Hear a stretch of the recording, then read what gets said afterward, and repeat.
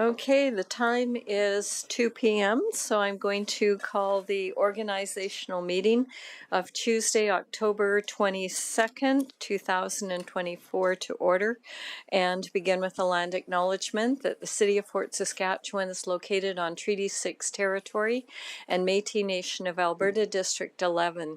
We recognize that we stand upon the land that carries the footsteps of many Indigenous peoples, including the Nihilwak, Dene, Blackfoot, Saulteaux, Nakota Sioux, and Métis, and the city honors the first peoples of this land and is committed to fostering reconciliation through relationship building, knowledge gathering, and education. So I'm just going to start with a few introductory remarks and just say that, it's really hard to believe we're already into the fourth year of our term. I don't know where the time goes, but it certainly has flown for me. So while we take a moment to reflect on the past year, my comments would be that this year for Fort Saskatchewan has been an exceptionally good year, given the final investment decisions that have taken place with our industrial partners. And of course with the housing development that's happening. We know that over the next few years our citizens are going to be impacted by growth, and when you have growth occurring at greater than 4%, it does place demands on our council and administration to ensure our plans and strategies can sustain us going forward. So Fort Saskatchewan is a growing and thriving community, and it's very exciting for our City Council to continue to make the best decisions on behalf of our citizens and keep our community a place where people feel a sense of belonging and where they want to live, work, play, and invest from cradle to grave. Fort Saskatchewan's future is very bright, and I'm confident this council will continue to set the foundation for the future. Thank you. So with that,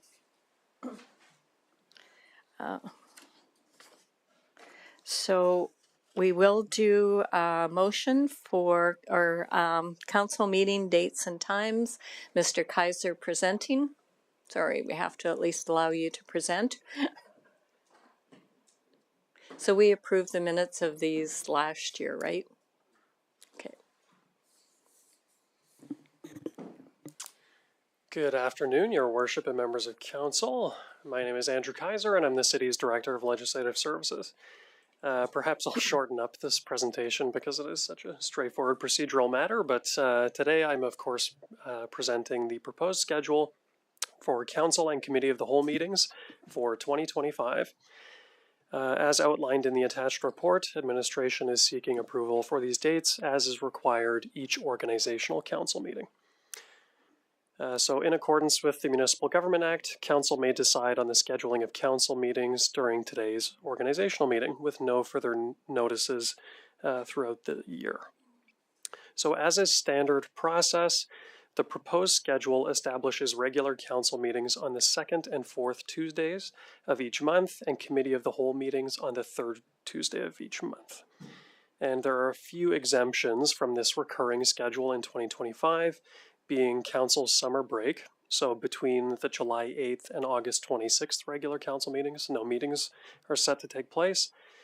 And as 2025 is a municipal election year, and of course, which will take place on October 20th, 2025, no meetings will take place in September and October, excepting, of course, the organizational council meeting, which is on October 28th, 2025. And then in November of 2025, we've reined in some of the regular meetings in lieu of the council budget meetings. And then finally, there's Christmas break, so no meetings on December 16th or the 23rd. And if you have any questions, I'm available to answer them. Okay, thank you. Councillor Kelly? The September and October, is that consistent with what we did in 21? I thought we had a meeting in September, maybe a couple.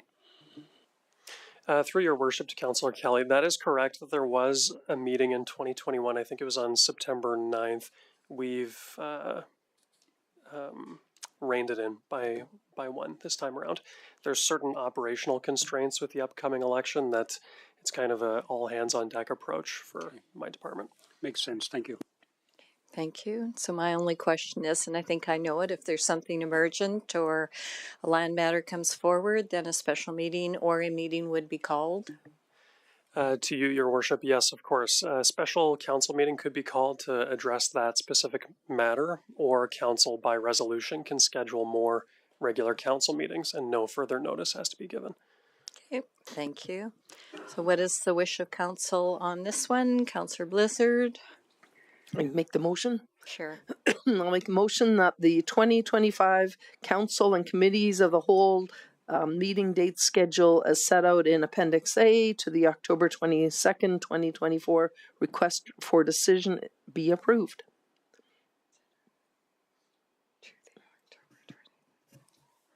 All right, thank you. Do you have anything to speak to it? No. All right, thank you. It's open for any discussion, debate, or questions. Not seeing anything. Anything on close? No. You're good. Motion is now closed as presented. Please cast your vote.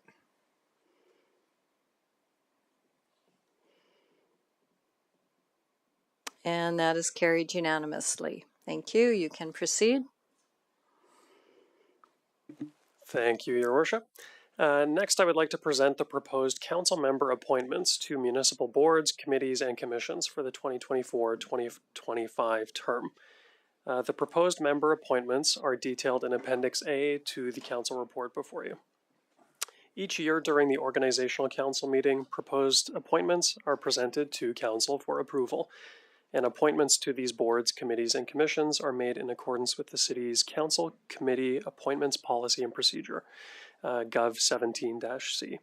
This policy and procedure is approved by council and is intended to maintain consistency for the appointment process. So administration recommends that council approve the 2024-2025 appointments as listed in Appendix A, as these reflect the preferences of councilors. And I invite any questions you may have. Okay, thank you. Are there any questions? Councillor Nguyen? Yeah, just one question. I noticed that there's, I think, 2 boards that don't have or have alternate vacant positions. Are we required by either of those boards? I think it's the Water Commission and the RVA. Are we required at all to have alternates for those? Through Your Worship to Councillor Nguyen, I checked the procedures bylaws for those committees, and there is no requirement for an alternate to be set. So as no preference was indicated for an alternate member, there was no alternate selected. Okay, thanks. Okay, thank you. Councillor Kelly? With regards to the Water Commission, I can confirm that it's not required, suggested, but not required. Okay, thank you. Not seeing any additional questions. Motion is required. Councillor Abatoye?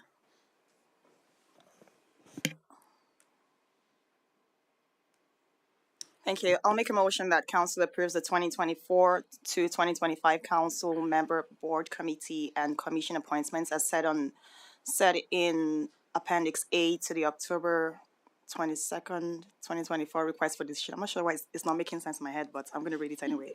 As set out in Appendix A to the October 22, 2024 request for decision. Thank you.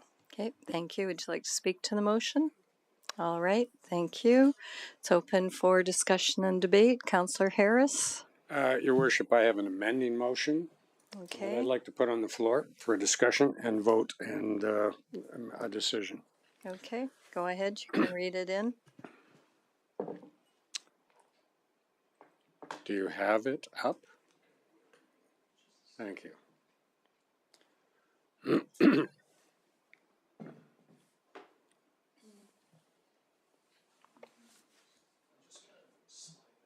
Okay.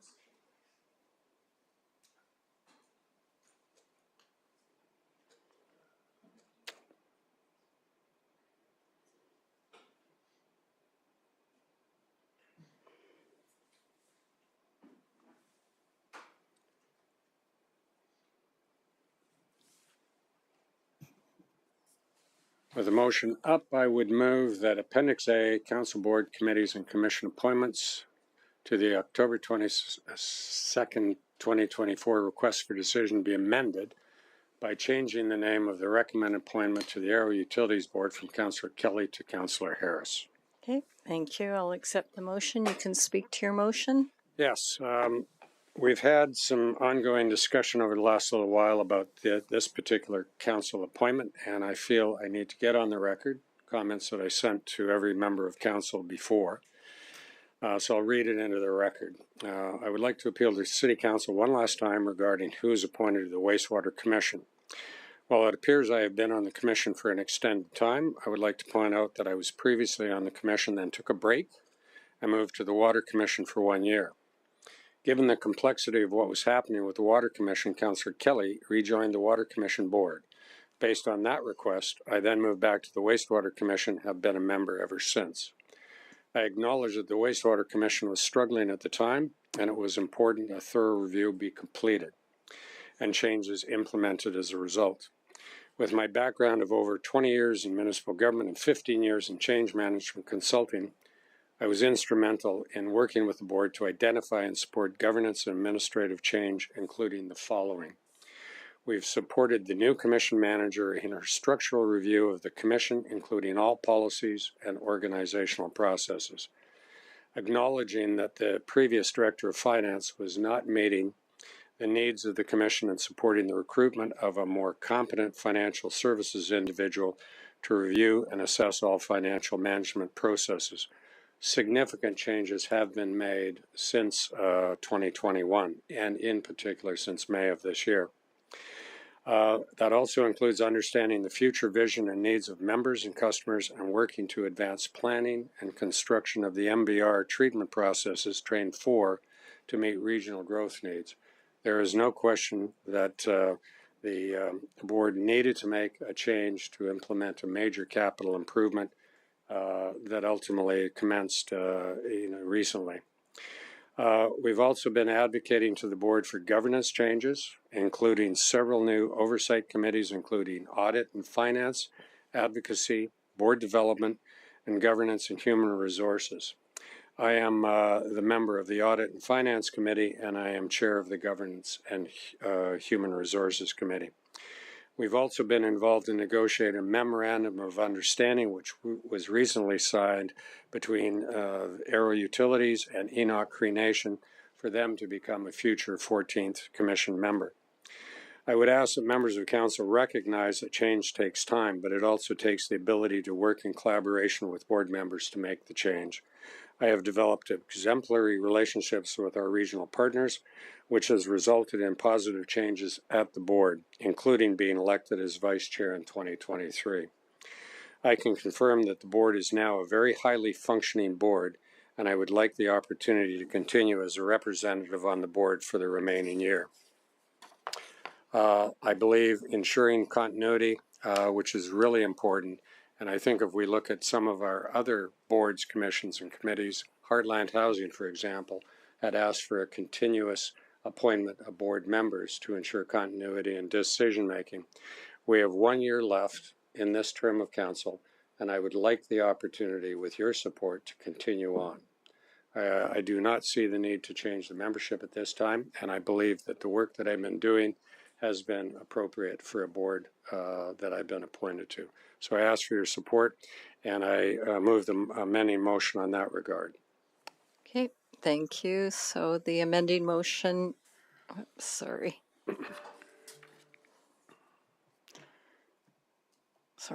amending motion is what is open for discussion and debate.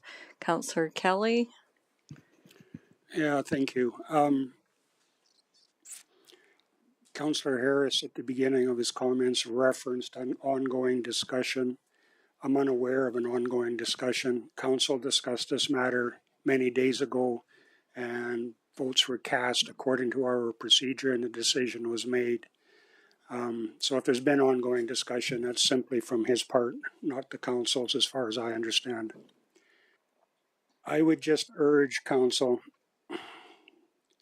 to consider what has happened with this particular utility and its effect upon the city of Fort Saskatchewan. I've shared my concerns now for about a year and a half. There's no need going through them again. I see nothing to be gained by that, other than to ask council to consider carefully with the vote that's coming up. They know where both Councillor Harris and I stand. Thank you. Okay, thank you. Is there any other discussion and debate? Not seeing any. Councillor Harris on close. I think the continuing discussion were discussions that we had in camera, Councillor Kelly, and I'm not at liberty to describe what those were other than to suggest that we are at a situation where this particular recommendation is that I be relieved of my duties on the board and replaced with your membership, which I object to.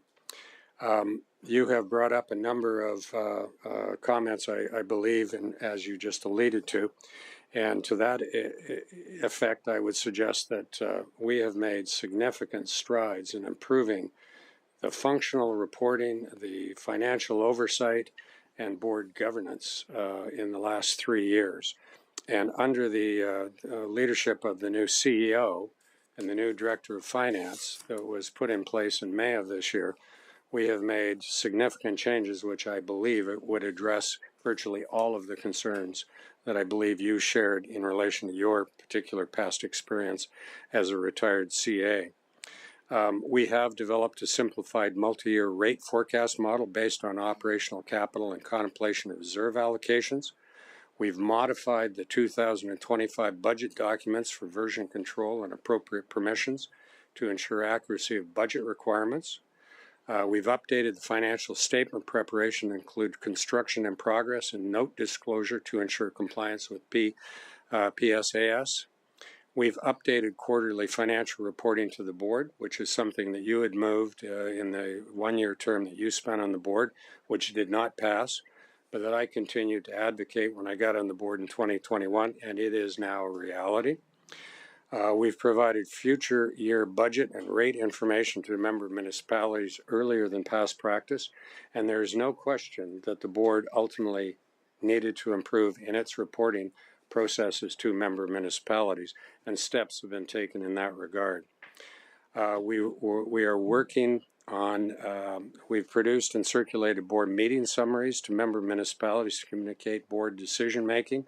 That comes out in a timely manner after the board. That never been done in the past, and ultimately we have moved to ensure that member municipalities and the administrations and members of council ultimately get those. We are working on a comprehensive asset management program to ensure the condition of all existing assets is reviewed, categorized, and placed in a comprehensive capital improvement program that will drive capital planning now and into the future. This project will be complete in 2025, and I would like to see it through to completion as a continued member of the board. We have continued to build upon simplified multi-year forecast rate model that is based on operational capital and reserve inputs with ability to integrate other generation of revenue sources that aligns with long-term strategy. Furthermore, we're working towards a long-term financial strategy that contemplates operational needs, technology, asset management, life cycle, and managing debt effectively to accommodate growth. We're building financial acumen across the organization with enhanced financial budget forecasting reports, new cost structure or accounts to be created to build better accountability within departments that will lead to improved financial reporting. And finalizing, and it is a project I want to see to conclusion, finalizing the water reuse rates that Air Products will pay to Aero for treated effluent water that they will use in the production of hydrogen for the Imperial Oil Refinery Renewable Diesel project.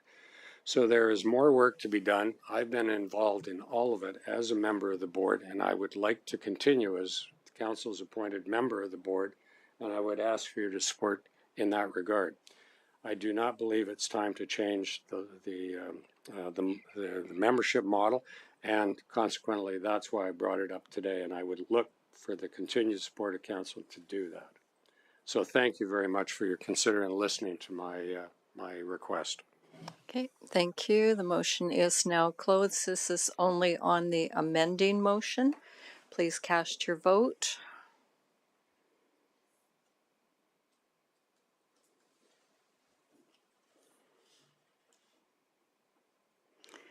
Motion is defeated 4-3. So we'll go back to the main motion. Is there any further discussion and debate on the main motion? If not, I will close. Oh, Councillor Abatoye, anything on the main motion on close? Please cast your vote.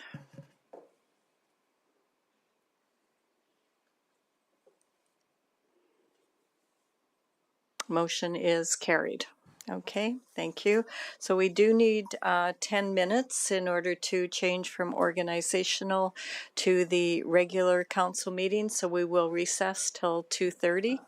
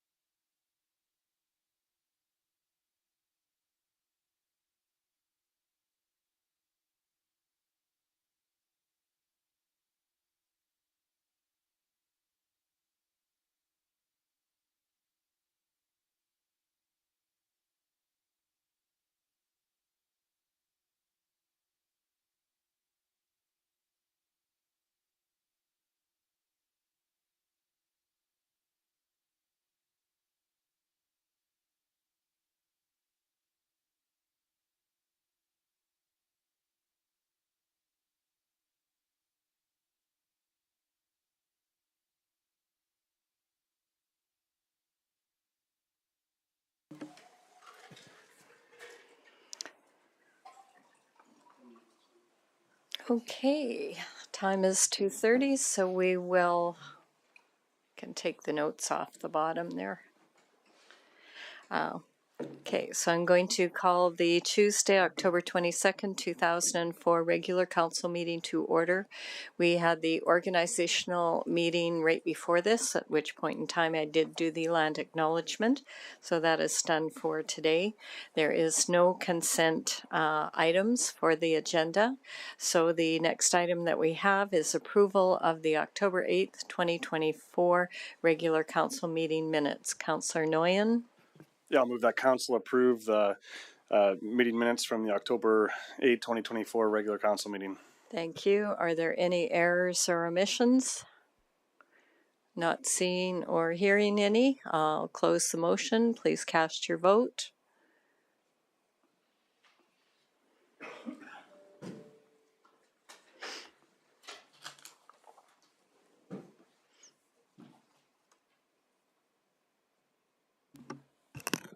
Sorry, Your Worship, we are just waiting for Councillor Harris.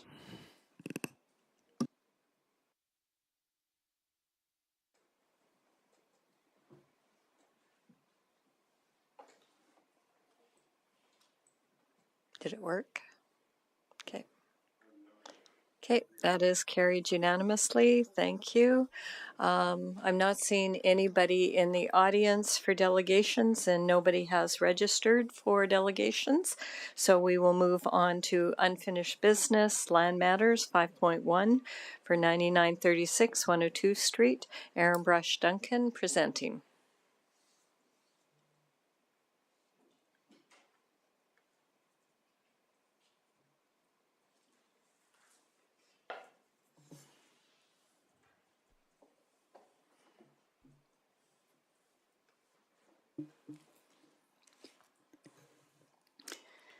Good afternoon. Thank you, Mayor and Council, for having me here to speak today. I'm Aaron Brush Duncan, Director of Economic Development.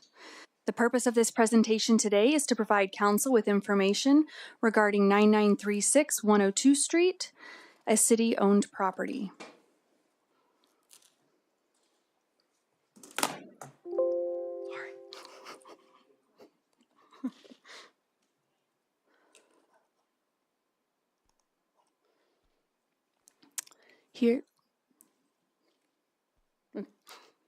Here you can see the front of the building 9936 102 Street.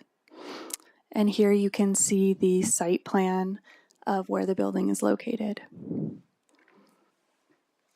Just to give a little bit of background on the site, the old Fort Lanes building was originally built in 1991 and was purchased by the city on April 22, 2007 for $500,000 as a strategic land purchase to support the City Hall expansion project. From the purchase of the building in 2007 to 2012, the building was leased for a field store. In 2014, the building was leased to Fort Lanes, and Fort Lanes continued to lease the building until August 31st of 2024. There is currently no active lease for the property.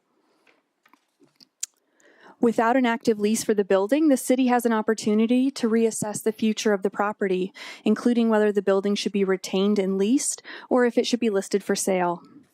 After a thorough review, administration recommends maintaining ownership of the building for several reasons.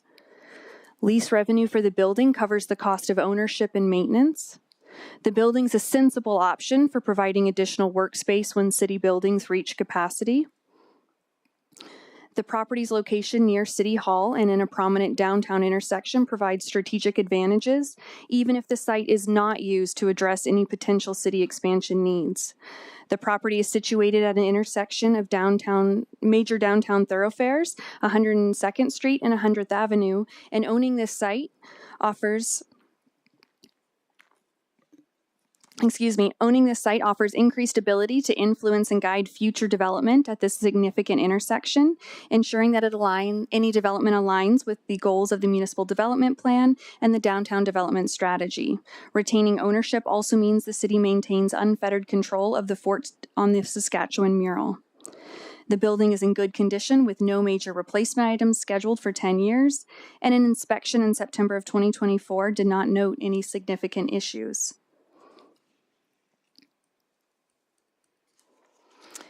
Administration recommends the city retain ownership of the 9936 102 Street property and to publicly list the property for lease. I'm here to answer any questions. Okay, thank you very much. I'll open it up for questions. I can start with the first question. So given downtown, there's quite a few buildings that are already vacant. Does it, and they're not selling and nothing's happening with them? Does it make sense to, do you believe that there's any market out there for this building? To your worship, that would be something that I think we could have. I think we would need to list the building to see if there's any interest in a space of this size with a relatively open floor plan. So I can't say for sure whether or not there would be a significant market. We have in the recent past received some interest in the property for lease. However, we don't have any active discussions at this time. Okay, thank you. My second question, I don't think I'm the only one that was around, maybe Councillor Harris was, back in 2007 when the city purchased it. Was it not purchased when you talk about for the development of the new city hall at that point in time? Do you have any of the reports that go back to speak to what the intention was strategically back then? To your worship, we did review some of the reports that were done around the time of the purchase, and I have seen one report that just mentioned that it was purchased as a strategic possibility for the City Hall expansion. I'm not aware of, or I haven't seen any drawings or specific plans for that building or site. Okay, thank you. Might come back on round two. Councillor Kelly, you're next. Thank you. I'm not convinced yet, Aaron, although it's not a hard no either. So let's talk a little bit. You referenced in your comments, I think you gave 4 or 5 reasons why administration believes you should continue to own. The bottom bullet point was there'll be costs to get it to a more saleable state, and I'm paraphrasing, but that's correct? Through your worship to Councillor Kelly, yes, that is correct. But the way I see it, unless you find a future tenant to lease it as a bowling alley, there's going to be costs to get it to a leasable state as well. Would that be a correct statement? That is correct. There will be, we anticipate there will be costs for either bringing the building into a leasable condition or into a more sellable condition. And those costs would be roughly equivalent? Through your worship to Councillor Kelly, we have an estimate for the cost of selective demolition within the building. When it comes to the required renovations, that we don't have an estimate for because it would depend on what the intent of the building was. And this will be my second question. I'll lay off for a minute. Normally in commercial leases, the tenant undertakes the bulk of the renovation costs. There might be, in fact, some landlord allowances for rent or something like that. I think is probably fairly common. If you were to sell it, you would probably sell it as a demo the inside and sell it as an open space. So leasing it, I envision having some costs over and above the sale aspect. Those comments make sense to you? Through your worship to Councillor Kelly, yes, typically when a building is leased, my understanding is that the tenant will take on some of the cost of those renovations. Due to the type of current use at the previous use that the building had, I do anticipate us as the landlord to need to do some of the demolition and removal to bring it up to kind of a base state for tenant improvements. And then for the sale, we would need to review probably with a real estate professional, but I imagine we would look at kind of bringing it back to an open space. Okay, thank you. Okay, Councillor Abatoye. Thank you for your presentation. So just picking up from that, from this questioning, so the likely cost for renovation could be somewhere between 55,000 to 155,000 based on the document that was sent. My question is, will the lease revenue, assuming that we're able to find a lease, someone to lease the property quickly, would it cover the expenses, and would they cover this within the reasonable time frame? Through your worship to Councillor Abatoye, it would depend on the lease rates for the building, depending on if it is market rate or if there is a community group that is a slightly below market rate. It would also depend on the extent of the renovations. However, that would be information that I could prepare a couple of different options if requested. Okay, thank you. My second question is, so I think you alluded that there's been interest in the property, which is great, right? So we know that the potential of getting a leaseor in there, it's high, right? But my question though is, if we're not able to find someone to lease it as quickly as possible, do we have contingencies in place to cover maintenance costs, this kind of whatever costs will be required to spend while we're waiting for that person to come lease the property? What kind of plans do we have in place? Through your worship to Councillor Abatoye, the carrying costs for the building without a tenant are not significant. I would have to look at where the funding would come from for those continued costs. But without a tenant in this space, we're also not bringing in that revenue. Right. Okay, thank you. Yep. Thank you. Councillor Harris, questions? So are the goods, chattels, or equipment of the former lessee encumbered by banks? Are they under foreclosure by or distrained by anything? What's the status of that equipment? Through your worship to Councillor Harris, we are working through that process right now with our legal team. And when do you expect to have an answer? Through your worship. That's something that should be pretty straightforward.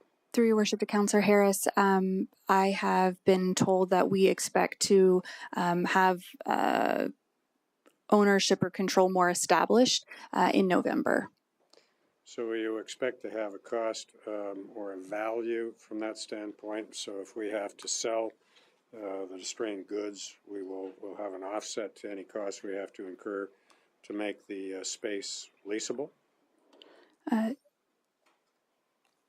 I'm sorry, I'm not sure I understand your question. We're working through the legal process at this time. Okay, enough. Okay, Councillor Nguyen. Yeah, thanks for the presentation, Aaron. As the director of ActDev, I'm just curious what type of tenant that you would see as ideal for this space. Obviously, we don't have highway frontage. We'd be, if it was to go back to some type of a field store or whatever, current model of department store or something like that, we'd be competing directly with the commercial tenants along the highway. So what would you envision as a good business to occupy this building, who would be tidy and maybe not have too many concerns or be well positioned in the downtown core? Through your worship to Councillor Nguyen, economic development with our consultant just received the preliminary final report for our downtown retail gap analysis, and through that they identified some of the types of uses that would be best suited for downtown and different opportunities for downtown. So one of the things that we would do is we actually just received the report yesterday afternoon, so we would review that and work with a real estate professional to see which of those uses would make the most sense for a building of that size. When we look at that location, it is a significant intersection on 102nd and 100th, and so I would imagine that we would like to see something where you would have some foot traffic and some activity, but it would be something that we would review the downtown retail gap analysis to see some of the best uses for the downtown and what might be appropriate for that site, and then work with our real estate agent to market that site for lease or sale, however council directs. Yeah, great. Thanks for that response. And have you considered, or would it be beneficial based on, I know I gather you got the report back yesterday, but like to subdivide the building, say, to have different storefronts? Because it just seems to me that the majority of the buildings downtown have less of a footprint, and that creates sort of a strip mall, and maybe we could have more success with multiple tenants. I don't know if that's more hairy or less appealing at your end, but. Through your worship, Councillor Noyen, I think I'd like to take a look through that report and see if any of the uses are pushing for a larger space. That space is, I believe, about 8,000 square feet, which is a good size and something that's not very common in our downtown. So I would definitely want to take a look through that. Interesting. Would council be receiving that report, or could we have a look at it? I'm curious. Through your worship, Councillor Noyen, that report will be public. Oh, okay, perfect. Thanks. Okay, thank you. So round 2 on questions. So as I'm reading the report, so the final recommendation at the bottom is to retain ownership and publicly list the property for sale. So that is different than the original one that says publicly listed for sale. So I guess I'd put my question to Mr. Fleming, because there's actually 2 recommendations. Through your worship, I'll have to take a closer look at the report, but our recommendation is to maintain ownership of the building. Release. Yeah, that's the one at the bottom. Yeah, and then the top one, of course, the motion is to publicly list it. So there's the motion, and then there's your recommendation. So yeah, I would say it's been council's direction previously that the bowling alley that the facility be leased out. So the motion here is what would be moved if there's a desire to want to. The motion at the top is to lease it out. Oh, Yeah. sorry. I've got confused. a little thing on my, no, it's on my iPad. It gets covered by my little side panel here. So my apologies on that. Okay. All right. So, all right. Okay. Councillor Macon, round 2. I'll just make the motion if that's okay with the chair. Okay. Sure. I'll make the motion that council directs administration to publicly list the city-owned property at 9936 102nd Street for lease. Okay. Thank you. Would you like to speak to the motion? I will. I think, like administration, I don't see the advantage of selling it off if we're able to lease it. If the building can cover its costs, then we should keep it till we have a better idea of what we will need in the future. Once it's gone, we're unlikely to get it back. And if we need it and can get it back, it'll be at a substantial price increase. So I just can't see any advantages of selling it at this point. And I think that as long as it covers its costs, it would be good for the city to keep it. Thank you. Okay, thank you. The motion is now open for discussion and debate. Councillor Kelly? Thank you. I see a difference between the strategic value of this property and the next agenda item, which is vacant land. I think there could easily be strategic value and very little hassle to owning vacant land. My issue is that when the city is a landlord for a structure, there's a lot more hassle involved in being the landlord of a business in a structure. Mayor Katcher asked if there was a market for the properties. I can advise from personal experience that in fact there is, Mayor Katcher. Also, I would add to that comment that it's not lost on our surrounding community that Fort Saskatchewan's set to buzz for the next few years, and that is attracting a lot of attention. So I would suggest that if we were to think about selling the property, that now might be a good time. I understand the comment that it might be worthwhile to hold on to it to use for future office space should the need arise. I just would suggest that it's not that easy because most commercial leases are signed on a 5-year rotation. And most tenants, I know when I was in business, I would only sign the first 5-year lease if I had an option to renew for another 5 years. In other words, commit for 10 years. I don't want to go through my leasehold improvements, build my business, build my marketing around a particular location, establish myself in a particular location, and then find I have to move in a few years. That doesn't work for most businesses. So the reason for that comment is that it might in fact be usable for office space down the road, but it has to be usable in conjunction with a proper lease rotation.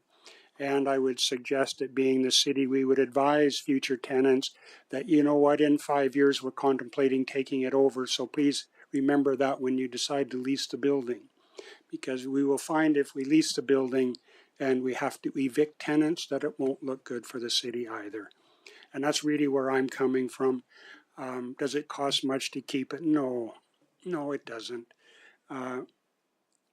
Is it better for the city if we keep it? I suggest not.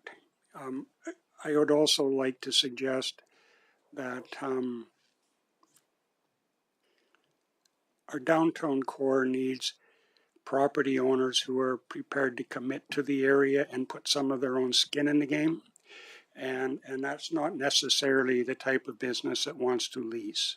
It could be, but ideally we would get an owner that has a vision for the property and is prepared to make a long-term commitment. And that's what I'm looking at stimulating the downtown core. And I'm not convinced that the city as a landlord is the proper owner for that particular site. Different opinion for the next one we're going to deal with, but not for this one. So unfortunately, I can't vote for the motion. Thank you. Okay, thank you, Councillor Harris.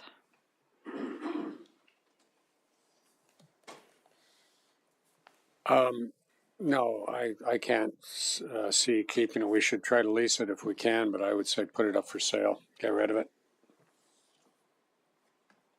Okay, thank you, Councillor Abatoye. Thank you. I support the motion. I support the motion because I believe that property always appreciates. So if we sold it now and we sold it in 10 years or whenever, we'll probably be getting more money. And it's been said that there's a report that shows that the property is in a good state. So there's no significant repairs are required for the next 10 years. So really low maintenance cost. And there's a potential revenue generation there because if we're making getting some money for the lease and that and covering the maintenance cost, it's probably some sort of some may not be significant, but some revenue that comes back to the city to reduce property taxes on the burden on the residents. I also support the motion because it's in a strategic location downtown. It gives the city the ability to control what goes in there. In terms of developments, like maybe the city might just have a vision for that. We need something that will be strategically perfect, for that location. So I think I support keeping it, holding it, and leasing it. And it doesn't sound like, in terms of the market conditions, that's it's like property is really selling, commercial property is really selling downtown, but it sounds like there's been interest for leasing the property, so I think that's good. And so I definitely support the motion to keep it, to list it, for lease. Okay, thank you, Councillor Blizzard. I also support this motion. I feel that we should keep this at least for now, maybe in 5 years or 8 years. If we've had issues, even in 2 years, we can look at it if nothing's gone in. But at the moment, there's a building kitty corner from this that's been listed for sale. Hasn't had any, I haven't seen any motion. We'll see. Maybe it was sold. We just don't know. But also, I think, we put a lot of money into downtown, and this gives us the ability on one building at least to maybe control what goes in. As Councillor Abatoye said, I think we have our economic development department that could maybe help look for what's a good fit and then maybe encourage a business. I know I've heard lots of people saying, why doesn't council put this in? We don't have control, but we can certainly encourage, women's clothing store, a toy store. There is so much that is still lacking. So I think maybe we can encourage that and help the downtown in that sense. Okay, thank you. I'm not going to say which way I'm voting yet because I do have another question. So this one says publicly listed for lease. But if somebody came in and said, look, I don't want to lease it, I want to buy it, that would also be brought to council, correct? To your worship, I think that our standard or the practice that we've been following is when we receive an offer, that we would bring it to council. To your worship, just to confirm, that is correct. Our practice has been to share any offers that are received for land matters with council. Okay, thank you. Which I knew that. I just wanted to double check. So I guess the other question that I have is have you had anybody actually showing interest in leasing it? To your worship, yes. It was, I would say we've had conversations with a group who was interested in leasing the property, but we have not had any formal lease discussions. Okay. Okay. That might change my mind. Okay, we'll go on to just a second here. Let's see, Councillor Nguyen, you haven't spoken on this one yet, so you can go next. Yeah, just further to that comment, because in the report, in the presentation that you gave us, you said that you weren't in active discussions with any potential leaseholders, but it was my understanding from previous conversation that there was quite an interested party that maybe had a similar business idea to what's there or something along those lines. So have those discussions gone stale, or is that not the one that you're referring to anymore? I don't know if you can give us a little update, because I think that could change the way I'm looking at this a little bit. Sure. Through your worship to Councillor Nguyen. So I'm not able to discuss any specific conversations that have been had and where they're going. I will say that I have had conversations with one group in particular, but that has expressed some interest in potentially leasing the building, but it has not been specific lease discussions. We haven't talked anything in specifics yet, just interest in the property. Right. Okay. Yeah. Thank you for that. Okay, thank you. Councillor Kelly on round two. Thank you. The discussion that you're referring to, is that the same discussion as the letter that was provided in camera to council? Through your worship to Councillor Kelly, no. It's a different one. Because it is a nonprofit. Sorry? The group I'm referring to is a nonprofit that expressed some interest in leasing. The group, the letter that you received in camera is no longer moving forward. And that was going to be my point. That was nothing more than a letter and in a business reference, not worth more than the paper it was printed on. And no offense to those people, but that's what that type of thing is worth. So back to the concept of controlling what goes in, I kind of like that idea. I could see some merit to that. So if in fact there is merit, what type of business or enterprise does administration think would be appropriate for that spot and appropriate for the downtown core? Through your worship to Councillor Kelly, for that particular site, I think economic development would love to see somebody with some foot traffic. We'd love to see more businesses in our downtown. We would love to help to increase private investment in our downtown and activity.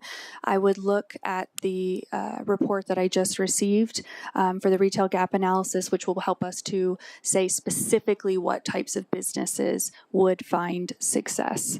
But I would say administration, if we decided to lease the building, we'd be looking for someone to bring some activity into our downtown. And I would agree. So given that statement, is administration contemplating that there would be lease inducements to get the right business into that particular spot? Through your worship to Councillor Kelly, I think that would have to be something we take back and consider.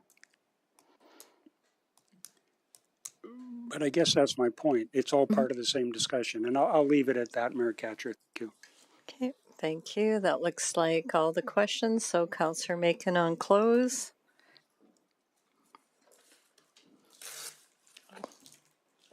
Thank you. I guess just a quick question before we vote. I'm just curious, as we expect our municipality to grow and grow and grow upwards of 40 and then 50,000, do we have any staffing analytics on like space analytics on City Hall to understand like at what point do we believe that we may be looking? Have we done any of that work yet?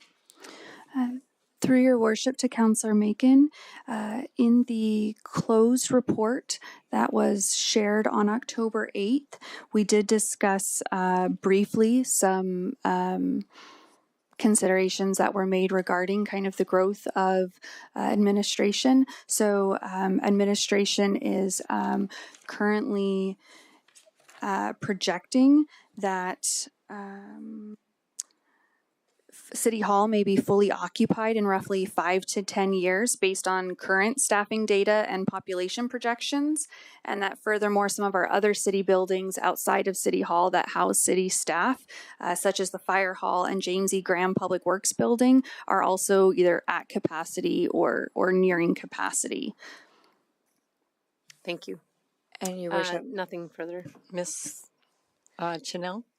just to Sorry. provide further clarification, that information was provided through the regular council report as well. Thank you. Okay, thank you. Did you have anything on close? Nope. Just the questions. So the motion is now closed, and the motion is to retain it for lease. Please cast your vote. What? If this fails, what's the next motion? What's the process? Well, if it fails, then another motion could come forward, or it just stays status quo. Mr. Fleming? Through your worship, this motion sort of does represent the status quo, actually, based on the way things are today. My recommendation would be that council move another motion just to clarify, and that the next motion be to put it up for sale. That's what I would recommend we do. Okay. So the motion is closed. Please cast your vote.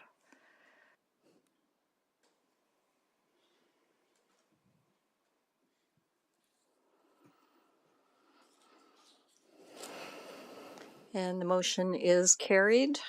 So thank you. So I'll give direction on that.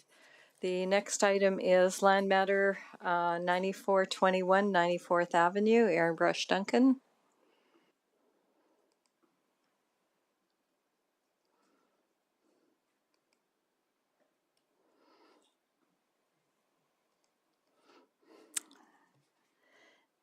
Thank you, Mayor and Council, for continuing to have me speak today. I am still Aaron Brush Duncan, Director of Economic Development.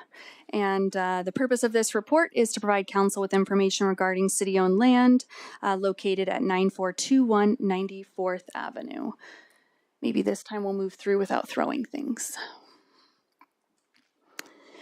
Here's a map of the property we are discussing. It is shown with the blue outline. Here's an image of the empty lot which we are discussing. To give a little bit of background on the land, the 1.5 acres commercial site at 9421 94th Avenue was purchased by the city in 2018 and originally included 2 buildings. One building was renovated to create the Fort Saskatchewan Gymnastics Center, while the second building, a medical center, was demolished. In May and June of 2024, 2 offers to purchase a portion of 9421 94th Avenue were received, and in June 2024, Council was presented with information in a closed session regarding those 2 offers. Both of those offers have since expired. Administration is seeking feedback from Council regarding the potential disposal of this city asset. The potential property would require subdivision and would be approximately 0.47 acres in size. Administration recommends that the city retain ownership of the 0.47 acres of vacant land for the following reasons. The city has limited developable vacant parcels in its land inventory. The majority of city-owned land in the downtown especially is designated for municipal reserve, public service, and parks land, and has established uses with very few sites available for new development, which can be a challenge as the city frequently receives requests from community groups and community support groups for available sites. The site's in an area that is planned for higher density and is near the Dr. Turner Lodge, the Muro Ross Aberdurum Court, and a planned 400 residential units. The proposed new development would significantly alter the area and may introduce new community needs. This site could be an asset to the city as this area evolves, and locating future community services in this area could improve access to a large group of people. Additionally, the increased population and development in the area could increase the value of the land in the future. And finally, the land is very inexpensive and easy for the city to maintain. Administration recommends the city retain ownership of the entire parcel of 9941 94th Avenue. Okay, I'm happy to answer any questions. Okay, thank you. I'll take questions on this one. Councillor Abatoye. Thank you again for your presentation. I just had a question about the surplus land policy. So I'm not too sure what that means. And does this property qualify as a surplus land or as a surplus assets? Through your worship to Councillor Abatoye, the surplus land and asset policy is the policy, I believe, please correct me if I'm wrong, that it is the policy that helps the city, if we determine that it is surplus, how we would dispose of it in a fair and public way. So is this property considered to be a surplus land then, or surplus assets? It is not. Through your worship to Councillor Abatoye, I don't believe it's currently designated that. I believe that would be a determination of council to sell.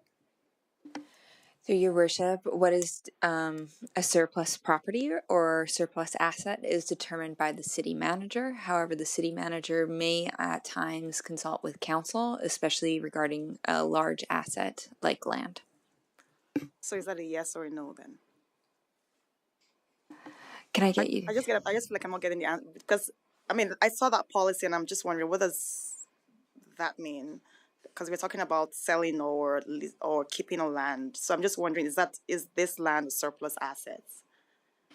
Through your worship, it is potentially considered a surplus asset. Okay, perfect. Thank you. You're good. Councillor Kelly. Mayor Catcher, there's no motion attached to this presentation. There's three alternatives for motions. But there is no motion attached. It forms really a committee of the whole type presentation. So I guess my point is, I assume you're going to allow comments outside of questions.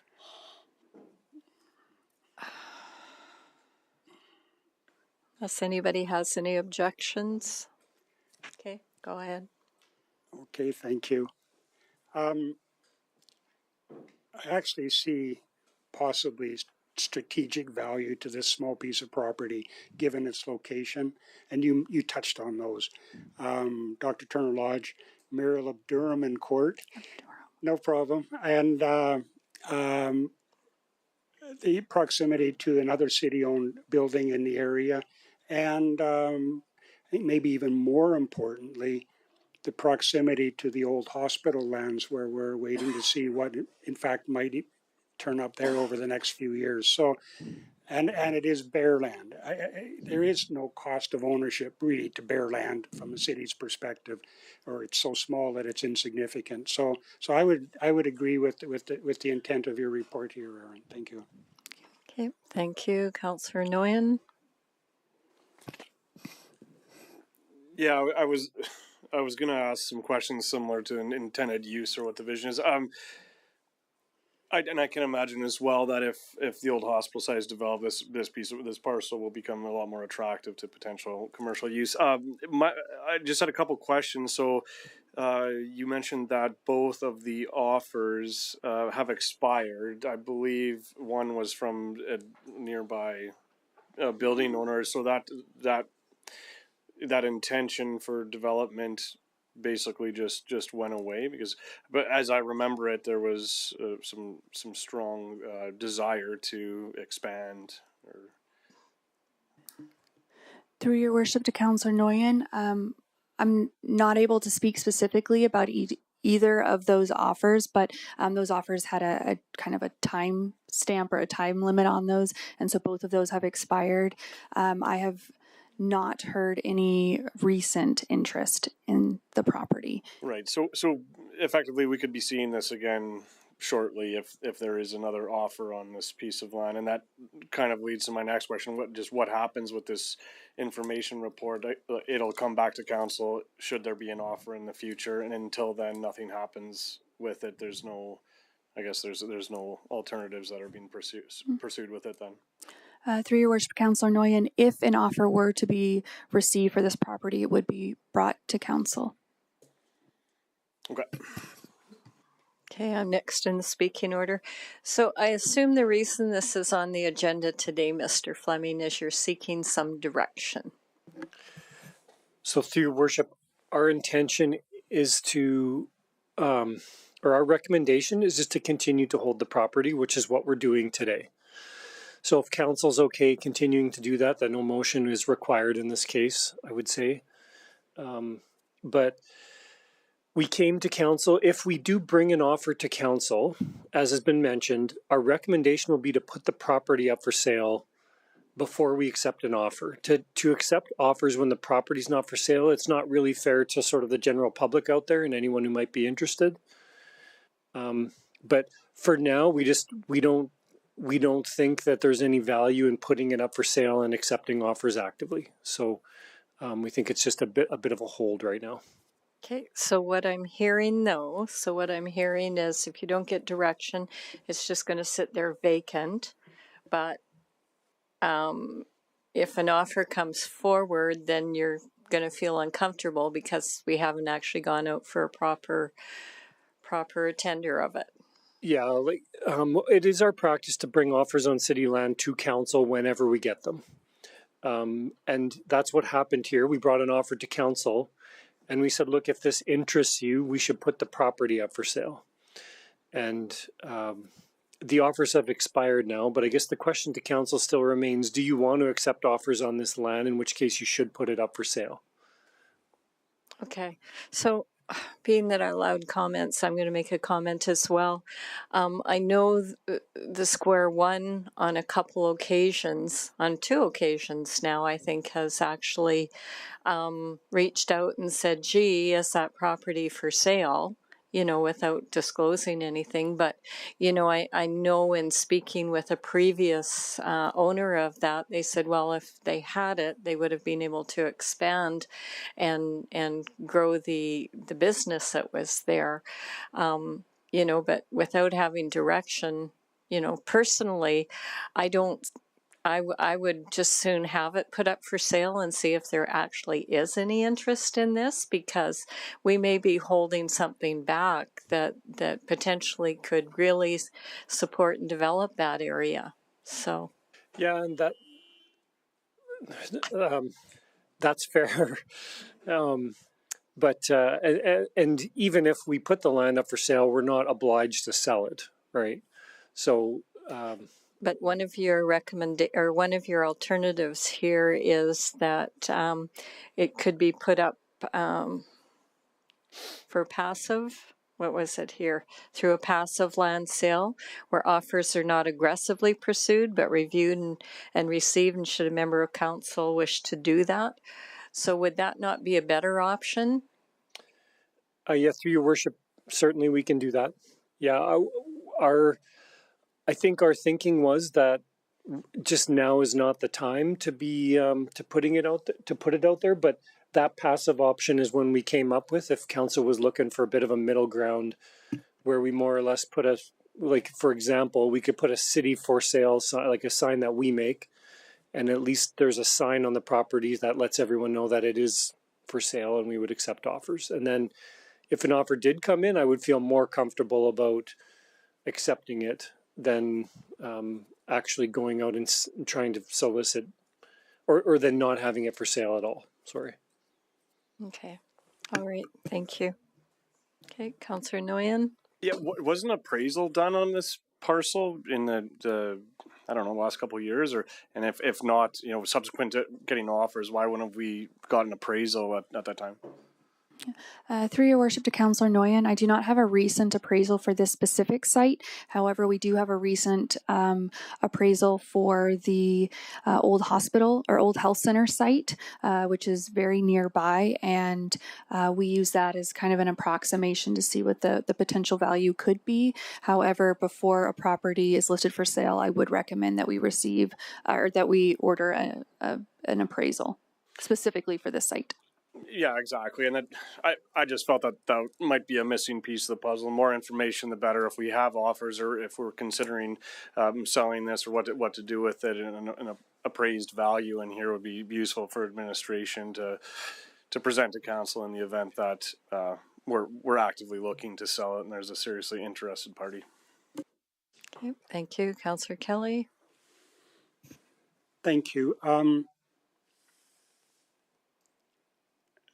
If you could, either of you, please, explain to me again why this is even in front of council, because I'm not sure why you brought it up. To me, you bring something in front of council if you're looking for a decision. You bring something in front of committee of the whole if you're looking for discussion, and we're at neither of those. Mr. Fleming. So, to your worship, this is not going as smoothly as I thought it would in my mind. So just to be, we're messaging around here and going, how can we do this better next time? We brought this forward for council because offers were received on the land and there was interest from some members of council saying we should sell the land. And so although that's not our recommendation, we're here today to allow council to officially make that decision to sell it or not. Okay, let me take a second.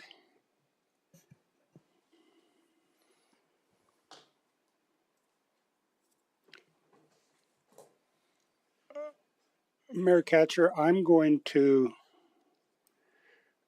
propose I make a motion. It would be alternative 3. The other two are really to proceed to sell the property, and the recommendation below is to retain it, so that can be a motion as well. Sorry, I would gladly do that if you would tell me where it is. So go under number 3 and then. Oh, right there. Sorry. Okay. Thank you. Then I will make that motion, Mayor Katcher. I move that administration retain ownership of 9941 94 Avenue for the foreseeable future, providing that if something interesting by way of an offer comes forward, that you would bring it back to council. Does that help? So do you want to add those words at the end of it? I do, because the proposed motion's open-ended, and that's not what I'm after either.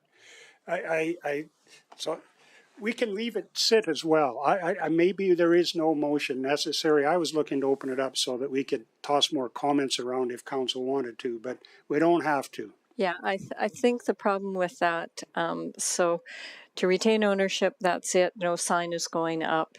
If we're going to accept something, Mr. Fleming said that there's discomfort in that unless there's actually a sign put up to allow people to come and make offers, which they still could anyway. So I think. So what are you telling? I'm saying just leave it with retain ownership, and if any offers do come in, they do have an obligation to bring them to us. But then why wouldn't that be part of the motion? Mr. Fleming? Help us out here, please. If you want to make a motion to just retain the ownership so it's clear, that's fine. But he's saying, but if any offers come forward, to bring them forward. To me, Mr. Fleming, the motion to retain ownership is we're going to own this. Period. Full stop. I would say go with option number 2 then. Like in my mind, option number 2 says we're going to retain ownership. We're not going to actively sell the property, but we can plunk a sign on there, and then at least it's somewhat out there that we're open to offers. That's the middle ground. So, and okay.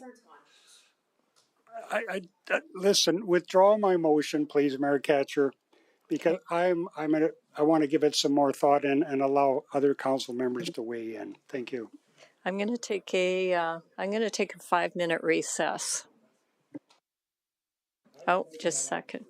Counselor Abatoya, and then we'll take a recess and then we'll come back. Thank you. I actually agree with the motion you put on the table. I think that if we put a sign on the property, whether it's a city owned sign, it shows that it's for sale. And if that's not our intention, then why are we putting the sign on there? I think that I fully agree that we should retain ownership of this property. And my main reason is because this area is a high density area. I would like to see, because what if we've got an owner that builds it, that's bought it, and they want to build an apartment building there, right? I mean, I do understand that the city still has to give permits for things like that, but I think it's important for us to see it built out before we decide what we want to do with that property. I mean, that's my opinion. I think we should retain ownership and hold it for now, and then decide if we want to sell it. Okay, so Councillor Kelly's withdrawing his motion. Okay, then I can put the motion on then, yes. Okay, so I'm going to put the motion on that administration recommends that the city retain ownership of 9941 94 Ave. And I'm not going to add the extra on there because procedurally, administration will still bring whatever offers we get to council, and council can make a decision. Right, but I mean, I honestly think we should just keep the ownership of this property. Okay, so that motion is open for discussion and debate. Just to retain it, and that gives Mr. Fleming direction. Any further discussion and debate on the motion? If not, I'm going to close the motion. Please cast your vote. We will after this.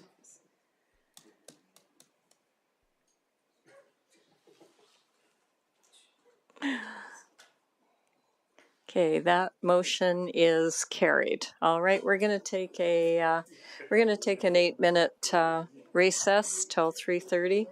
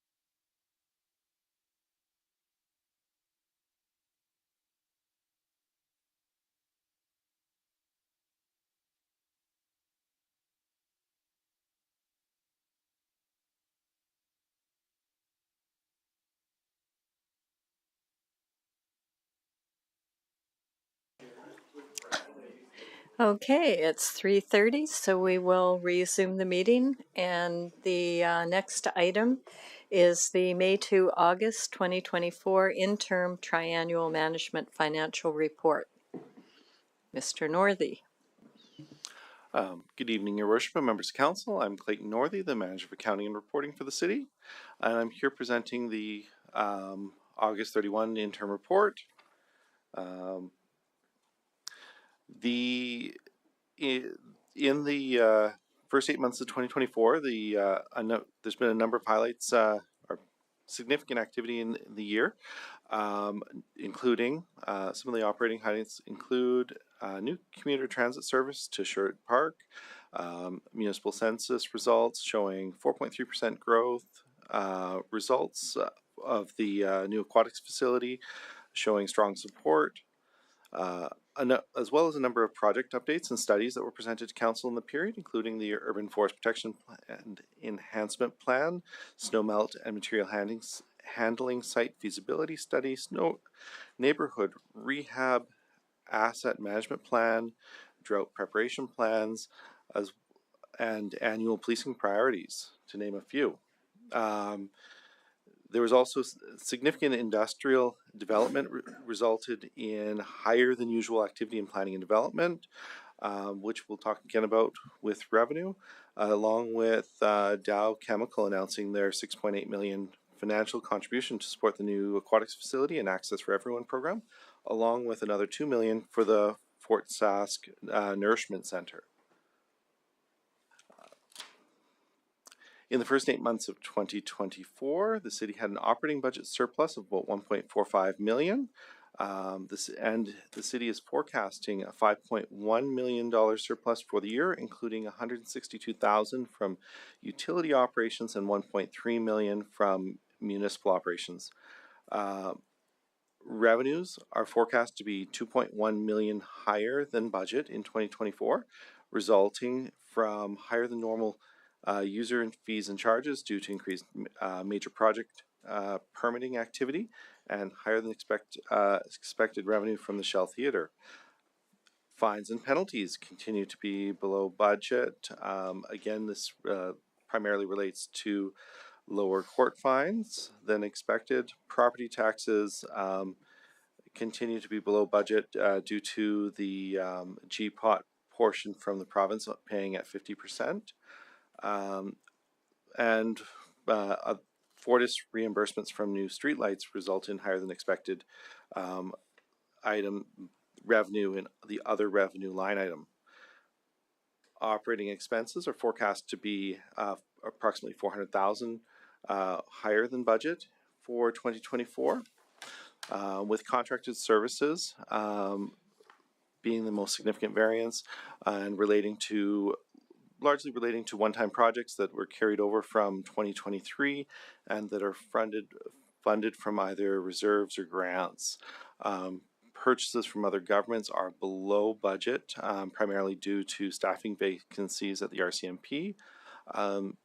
The utilities expense is higher than budget, largely due to increased transmission costs for electricity and higher consumption of natural gas.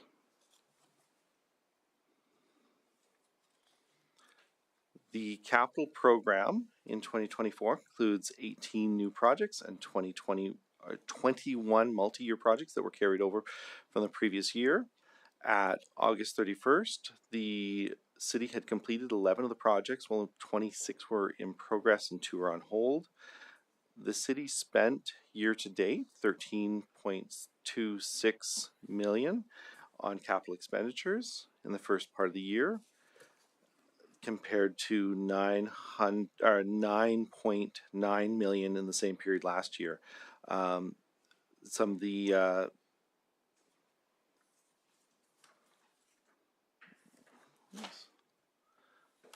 city's financial position, as shown in Appendix 1, highlights changes in the financial position for the first 8 months of the year and include a increase in the city's net financial assets of $26.6 million compared to December 2023. This is primarily due to an increase from the following property tax levy collections. Investments increased by 3.7 million as the city made strategic investment purchases following property tax collection as well. Property taxes receivable did increase this year over the same point in last year, but that's largely due to increased enrollment in the Fort electronic payment program, the installment program that for collecting property taxes on a monthly basis. And long-term debt declined by 1.1 million as the city continued to pay down its debts. At August 31st, the city had 73.2 million in financial reserves, of which 25.7 is committed to ongoing projects and 47.5 is uncommitted. The city's total optimal balance is 45.3 million. The stabilization and contingency reserves and the infrastructure life cycle reserves are below their optimal balance by 6.2 million and 2.7 million respectively, while the projects reserves, the specific purchase reserves, and the restricted reserves are collectively $3.8 million above their optimal balance. That concludes my presentation, and I'm open to questions. Okay, thank you very much for the presentation. I'll open it up for questions. I can start. So you're projecting a $1.5 million surplus, you said? That, Your Worship, that's correct. Okay, and primarily due to permits? Your Worship, that is the largest surplus increase. Okay, so I guess the question that I have is, as we go into the 2025 budget, do we expect those permits revenue to continue at that level, or are we budgeting based on the consideration that we may have a surplus of those kind of permit revenues again? Do you know? Your Worship, I'll actually ask Mr. Eamon to, or sorry, Janelle? Maybe Somebody Ms. back there? No. For sure. Your Worship, our intention is to include planning's budgeted revenue in next year, not to the same extent as what we've experienced in 2024, but to show an increase nonetheless. Okay. Okay, thank you. And the deficit in capital of 391? Your Worship, the deficit that's there is largely funded from savings in capital projects that were closed at the end of 2023, but some of the funds had been reallocated to these projects prior to then. It's just as those projects fall off, this shows up still. Okay, so it's just an accounting the way it's showing. Okay, thank you. Councillor Kelly? Thank you. And thank you, Clayton. Nice to see you again. Some, I think, pretty simple questions. The first one, let me get you a page number. Page 4 of your report, I believe, where it starts with significant variances, and then there's a comment near the bottom of the middle paragraph. Shell Theater is expected to be $257,000 higher than budget. And that's great news. I'm just wondering what happened. Through Your Worship, Councillor Kelly, the Shell Theater, that's a combination of admissions for shows that they put on, as well as rental revenue that they're collecting. For the admissions side, there is going to be an offsetting expense that would fall under contracted services as well. But okay, so are you suggesting with that comment that the expenses are also going to be $257,000 higher? No, not nearly to that extent. Okay, thank you. Policing services, you're forecasting somewhere around $336,000 under budget by the end of the year. And I realize that's a little bit like shooting an arrow in the dark, but we just had a report from the commissioner, which was very detailed and I think forthright when he talked about the staff vacancies in that department. I would have thought that our variance would be a bit higher. That's really what I'm driving at there.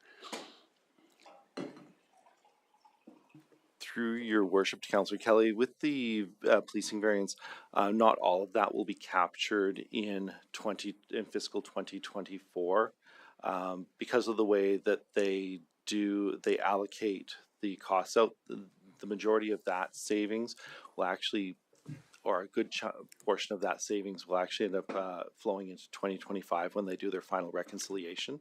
This actually reflects partially their fiscal year is March 31, so yeah. The reconciliation happens around the fiscal year end. Is that what you're suggesting? The reconciliation usually comes in around June to August. Okay. Mr. Edgington, did you want to comment on that? I saw you reaching for your mic. To your worship, to Councillor Kelly, I just wanted to comment on our staff do a good job of when we're budgeting for those policing budgets that we are using a working FTE number, not the actual approved number of RCMP members, and that is perhaps why it's lower than expected. I understood that, at least I thought I did. You budget, I think, based upon our last meeting for 29 FTE, and we're running about 26 roughly. I had it in my mind about 3 people at 200 should be around 600,000. That's kind of where my mental math was, but it will sort itself out in the reconciliation as well. You know what? I can pause right there, Mayor Ketcher, and come back in. Thank you. Okay, thank you. Councillor Abatoye, you're next. Thank you for your presentation. And before I ask this question, I'm going to apologize in advance because I might be nitpicking here, but I'm just trying to gain understanding. So page 2 of your report, the very last sentence there, it says, this along with strategic updates and the acceptance of new property tax measures suggests an ongoing commitment to transparency and residence-focused planning. So what do you mean by the acceptance of new property tax measures? Through your worship to Councillor Abatoye, good question. That is referencing just the property tax rate approval in 2024. The language could be a little bit clearer. Okay. Okay, so you're saying the rates, the property rates for 2024 is what's being referenced there. Okay, that's clear. Thank you. My second question is, we got a presentation from by CIBC Wood Gundy last week, and they kind of talked about how our revenue, because of things like inflation and interest rates and all of those things, will be, especially short-term investments, could be reduced by 50%. So I'm seeing that our net financial assets have gone from 37 million to 64 million. So my question is, are we going to be putting some of more of these funds into long-term investment? Through your worship to Councillor Abatoye, the funds that we can put into long-term savings tip approximates or works very closely with our uncommitted reserve balances. The portion that we hold in cash or in very short-term investments is intended to be used within the next 12 months as for either ongoing operations or capital projects over the next 12 months. So they will always be subject to that short-term interest rate risk because of they're going to be held in variable rates or in very short-term rates. Can I just? It's a connected question. Can I just ask my last question? So, what's the? And you might have answered this question at the last meeting, but I don't remember. What's the variance between short-term and long-term investments? What's the percentage difference? We are currently holding, and I don't have the specific number. Just an estimate is fine. We typically have about 45 to 50. We have about there you go, about $40 million in long-term assets right now, as well as some short-term assets that are maturing, about 19 million in investments along with cash. Okay, thank you very much. Okay, thank you. Are there any other questions? Councillor Kelly? Thank you. Just curious, you reference an increase in WCB costs. I'm assuming that's strictly a rate adjustment as opposed to a claim adjustment. Why is the rate going up? Is it claims based or is it inflationary? My understanding, sorry, through your worship, Councillor Kelly, my understanding is that it is a rate increase that wasn't captured in the 24 budget. Okay, so it actually happened and we missed it or weren't aware of it. Okay, does seem significant though. Bear with me a second. I had more highlights here. Yes, the recent announcement from the province, I think it's Bill C-20, and I could easily have that wrong, but it referenced property taxes on nonprofit owned income adjusted or subsidized housing. How many buildings in town will be affected? I mean, Dr. Turner Lodge, I don't even know if they pay taxes, so that's provincially owned building. Mary Lib-Derman Court, I think, will be affected, but we've already accounted for some of that in our annual grant in lieu. What about the other 2 or 3 seniors, TWE Henry, for instance? Do we have a feel for that yet? And if not, that's fine. I am curious. So I've got Sandy if you want her to answer. Yes, through your worship to Councillor Kelly, we have been looking at that change. You're talking about the change ushered in Bill 20. That won't come into effect right away. It's in January of the new year. But we, in our initial review, we don't believe that we have any housing that would meet the criteria as set out in the legislation, but we are looking at that. and that's primarily because those houses, those residences or those buildings are provincially owned. Is that the rationale? That's the main reason, not- but we're doing our due diligence and taking a close look at that. Okay, thank you. I appreciate that. I think I'm good, Mayor Catcher. Okay, that looks like all the questions. So thank you very much for coming out and presenting. All right, the next item that we have is dangerous goods bylaw, second and third reading.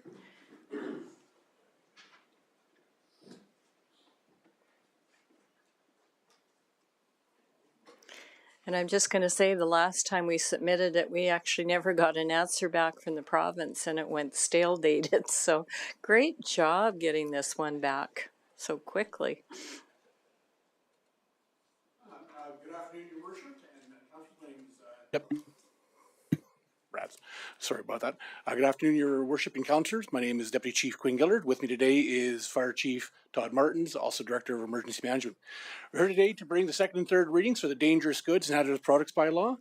As you've already mentioned, Mayor, it has come before us before, and the workings that we've had with Alberta Edge have basically come to fruition.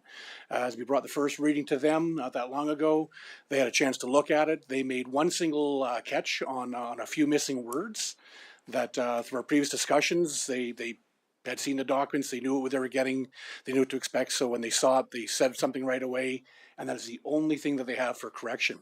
So upon approval of the second and third reading today, what would happen is it would actually go to Alberta Edge and would be forwarded right along for ministerial sign-off.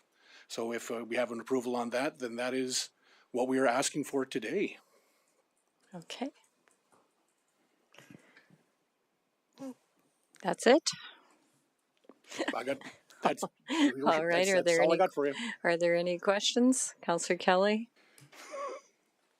I will certainly wait for questions, but I anticipate very few, so I'll make the motion when directed, Mayor Catcher. I'm not seeing anybody going on, so you can go ahead and make the motion. You bet, thank you. I move that Council give second reading to bylaw C4-24 to establish requirements for the transportation, storage, and incident reporting related to dangerous goods and hazardous products within the city of Fort Saskatchewan as amended. Thank you. Would you like to speak to the motion? I don't really have anything to add. I thought good report and I appreciate the work. Thank you, gentlemen. Okay, thank you. It's open for discussion and debate. Not seeing any. I'll close the motion. Please cast your vote.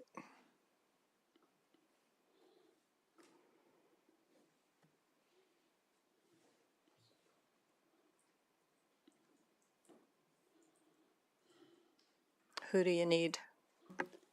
Your worship, we are just waiting for, we got it. Okay.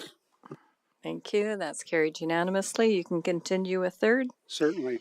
I move the council give third reading to bylaw C4-24 to establish requirements for the transportation, storage, and incident reporting related to dangerous goods and hazardous products within the city of Fort Saskatchewan as amended. Thank you. Do you have anything further to speak in favor? I do not, thank you. Thank you. It's open for any discussion and debate. Not seeing any, I will close the motion. Please cast your vote. You guys get the prize. All right. Easy peasy. Great job. Thank you very much. Are there any notice of motions? Not seeing any. Are there any points of interest? Councillor Abatoye. Thank you. A couple weeks ago, I had the pleasure of welcoming CEO of Nigerian Diaspora Commission, Honorable Abike Dabiri, as well as former Deputy Premier Casey Madu for a tour of the Alberta Legislature, and that was given by the Speaker of the House, Honorable Nathan Cooper. And the reason I'm talking about this right now is because the Nigerian government is doing a constitution review. They currently went through a constitution review, and something that came out of that was giving local government autonomy. Prior to that, it's always been, everything has been managed by the state government. They had little to no power. And again, the reason I'm bringing this is because there might be some opportunity, maybe, to get some delegates from Nigeria to come and learn, how we govern here, and maybe even do tours on our industry, because Nigeria has a lot of oil and gas, so there might be some opportunity for foreign investment there. And on another note, I also just recently I didn't change my name. I just decided to go by my actual name. So I just want to say thank you to staff for, the cooperation. Every time I go on YouTube and I check and I see the videos and I see my name, I'm like, yes. So thank you. And I'm saying this publicly because I just put a post on social media and I sent an email to council and leadership team. So I thought it was important for me to come forward to the public and kind of talk about, going by my full name, Ajibola. I've always been called Jibs as a nickname, but going by my full name is much better because Jibs really doesn't mean anything. Ajibola means we woke up to wealth. So thank you in advance for your cooperation to everyone who's cooperated so far. And I forgive in advance everybody that's not called me by my full name, including myself, because I forget sometimes. And finally, as the council representative of the applications review committee, just wanted to say that there's going to be a few, I'll say a significant number of vacancies by the end of this year. We're going to have 5 SDAB, 5 vacancies on the SDAB board, 4 on the youth council, 2 on the library board, and 1 on the policing committee. So, getting people on the boards and committee will be very important by the end of the year. I just want to say shout out to Jacob for being on the application process review and getting people in for the interviews. And that was it. So it was kind of long, but thank you. Okay, thank you. Are there any other points of interest? Councillor inquiries to administration. Councillor Kelly. Thank you. Mr. Fleming, a while ago, or a few days ago, there was some email discussion around a particular residence with a hose bib issue. Did you get that resolved appropriately? I guess to the satisfaction of the homeowner would be a better question. Your worship, I don't think the resolution will be to the satisfaction of the homeowner, but I haven't gotten an update on that recently, so I'll check in and see. And let us know what you find, please. Thank you. Yep. Okay, thank you. Are there any other councillor inquiries? If not, I'll take a motion to go in camera. Councillor Nguyen. Yeah, I'll move that to council go in camera to discuss matters under FOIP. All right, thank you very much. I'll close the motion. Please cast your vote.